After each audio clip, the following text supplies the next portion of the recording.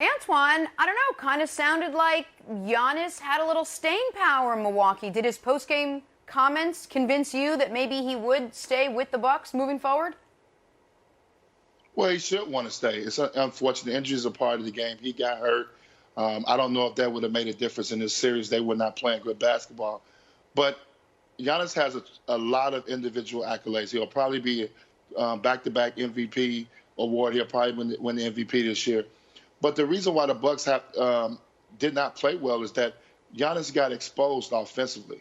I think if people really watch this series, he's got a lot of work to do. And I know people are going to be like, why would you say that? That's hard because he's had so many great things happen to him. But he's gotten better every year throughout his career. If you look at his numbers and his stats, he has to get an in-between game. He has to get a 15-footer. He's going to have to get some semblance of a post-up game.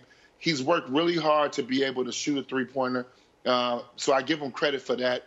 And he's really bad from the free throw line. That can become a real problem. We saw LeBron James have problems at the free throw line, but LeBron tends to make some of the big ones. But Giannis has to get better. It's not solely on him. Obviously, the team, the organization is going to have to continue to put pieces around him. But Giannis really got exposed in this Heat series by a great defensive team with young, hungry bodies that they could put on him, smaller guys that he should have been able to take advantage of. But everything with Giannis is in transition right now. So he's going to have to figure it out, look himself in the mirror. He's going to have an opportunity to make a ton of money.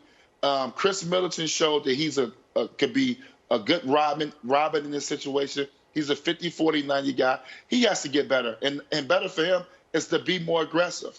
And then they have to make a decision at the point guard position. What are they going to do? Is Eric Bledsoe going to be your point guard because you signed him the big money and extension a year ago? I don't necessarily know if that's the answer, but they do got two main guys. They can compete at a very high level, and they got to continue to add veterans. Kyle Korver's getting old, so you're going to probably have to replace him. Marvin Williams is kind of towards the end of his career. So they got some work cut out. But for Giannis, he's retiring. Of course, he should stay there. He should stay there. Giannis should stay there and continue to build. But he has to get better individually. He got exposed this playoff series, and hopefully he looks at the film and sees the areas he needs to improve in. So, a couple things. Listen, Giannis is one of my 4 favorite players in the league, but I'm going to tell you something that's not going to age well. Giannis back in December playing LeBron and the Lakers when he has a massive play in the fourth quarter and he crowns himself and says, "This bleep's mine now."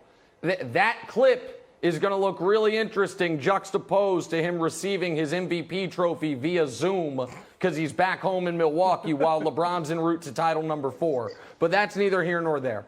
Here's what Giannis's post-game comments meant to me. There is a 0% chance. There's a 0% chance he's demanding a trade this summer. So we know that now. And Milwaukee fans, that's the first sigh of relief. He's not going to demand a trade. He is going to play out the contract. Now, are we certain he's going to sign the extension this summer? The comments last night made it seem like he is. And I hope he understood that when he said those things last night. It made it sound like they are going to come to him with the supermax offer, nearly $250 million. And given his comments last night, you would expect him to sign on the dotted line. If I were Giannis, I don't know if I would do that early. I might wait and see how next year goes because there are 3 teams that we know are positioning themselves for Giannis. The Miami Heat, the Dallas Mavericks, and the Toronto Raptors. And what all 3 of those teams have that the Bucks clearly do not is a championship coach.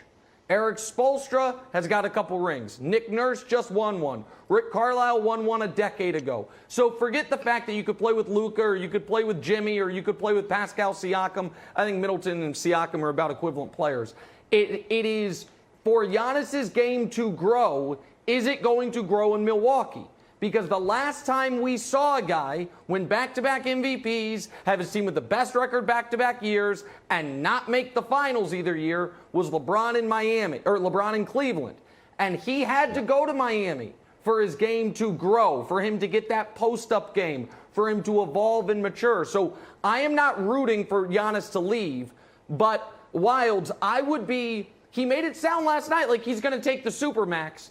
If I were him, I'd want to see what the team does this next year because that contract offer is going to be available to him whenever he wants it.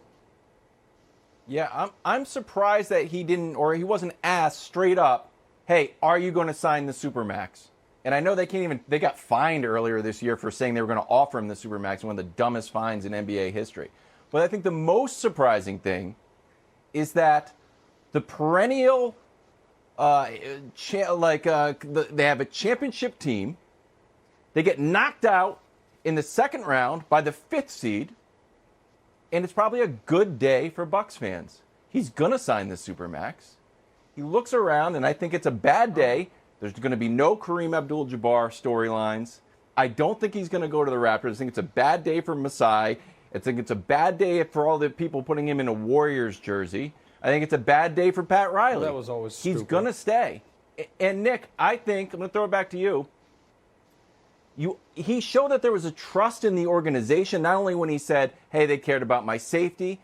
He didn't feel like he was going to hold anyone's feet over the fire and even say, like, we need to get better. Before I sign it, we need to get better.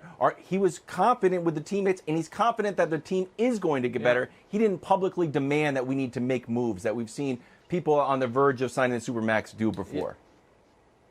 Yeah, and that's, I think part of that, Brandon, is, to be totally honest, who he is culturally. I think this is similar. You were saying early in the series, he needs to go to the coach and demand to play more minutes. Giannis is who he is personality-wise, and the other factor is Milwaukee is Giannis's American hometown. It's the only city he's ever lived in this country. And so I do think they have some structural advantages, Brandon, that lead to him doing something that would be kind of different than many stars in his position we've seen. I think all you guys make great points. I think one thing that stands out, the Milwaukee Bucks looked at Grant Hill years ago, and you guys can look at that. Grant Hill, they were getting swept in the series. Grant Hill hurts his ankle, tried to come back, never was the same. So I think the Bucks looked at that situation. I think that spoke volumes for Giannis because there was no pressure for them to try to come back like, you have to do it this year. We can't get back there because they know they're building something right now. So you know they're building something. I think that spoke volumes for Giannis. And then I think, obviously, when you look at what Giannis is going to make contractual, it's hard to turn down the Supermax. I mean, you saw what happened in the playoffs. He twists his ankle, that foot. That can go the wrong way, and that money could be off the table. So I think Giannis is going to take that money, being the where he comes from. And I think he's not a guy, too. The last thing I would add, he's not a LeBron James. He's not looking for marketing deals off the court. He's a basketball player. He's a grit and grind type of guy. I don't think he's looking for those things. So the big cities probably won't have a chance to get him. Thanks for watching. Subscribe here to get the latest from the show. Also, be sure to check out more of the best clips from First Things First, or go watch a few segments from our other shows on FS1.